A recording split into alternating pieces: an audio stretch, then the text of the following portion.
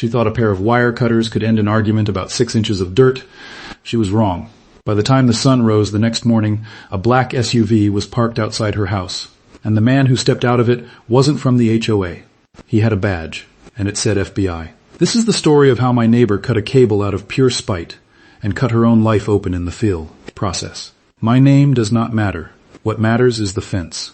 I work from home. Video calls, client deadlines, security footage running 24/7 because my street had seen 2 break-ins in a year. My whole life ran through one thin orange fiber cable that came up along the shared fence line between my yard and my neighbor's. A woman I'll call Karen because that's exactly who she was. For 2 years, we said polite hellos. Nothing more, nothing less. Then she decided the fence was 2 inches on the wrong side of the property line. 2 inches. She brought out a tape measure, a folder of research, and an attitude like she was arguing a case in front of the Supreme Court. I told her calmly, the fence had been there since before I bought the house. If she wanted a survey, I'd split the cost. She did not want a solution. She wanted a win. You'll regret this, she said, walking away. I laughed it off. People say things like that all the time. I had no idea she meant it literally. 3 days later, my internet died. Not slow, not glitchy, dead. No calls, no cameras, no client meetings. Just silence where my whole workday used to be. I called my provider, expecting a router issue. The technician who came out did not look confused. He looked concerned. Someone cut this, he said, holding up a fiber line sliced clean through. This wasn't an accident. This was a tool. My stomach dropped. The cable ran exactly along the fence line she'd been obsessing over for a week. But surely she would not actually do that, right? Then my camera app pinged. An old clip, buried in cloud storage from a backup camera she did not know existed, tucked under my eaves and aimed at the fence for pest issues months earlier. I opened it with shaking hands, and there she was, gloves on, kneeling by the fence, cutting something with garden shears. My throat went dry. This was not a property dispute anymore. The technician filed something I'd never heard of, an infrastructure tampering report. This isn't your regular cable, he explained. This line is part of a shared fiber trunk. Cutting it isn't just vandalism. It's federal. I did not fully understand what that meant. Not yet. I sent the footage to my provider's security division the same night, along with the technician's report. 2 days later, I got a call I wasn't expecting.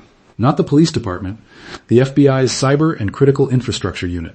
Ma'am, we'd like to ask you a few questions about the damaged line at your address. Turns out, telecom infrastructure, especially shared trunk fiber that serves multiple households, falls under federal protection. Intentionally damaging it isn't just a neighbor dispute. It can be prosecuted as a federal offense, sometimes carrying fines that stack fast and, in serious cases, prison time. Most people don't know that a garden shear grudge can trigger a federal case. Karen definitely did not.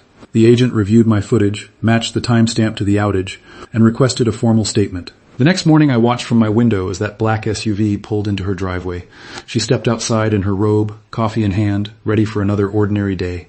She had no idea her ordinary day was over. The agent was calm, professional. He did not raise his voice once. He did not need to. Within minutes, her polite denial cracked. My camera footage did not leave room for a story. By the end of that visit, she wasn't debating property lines anymore.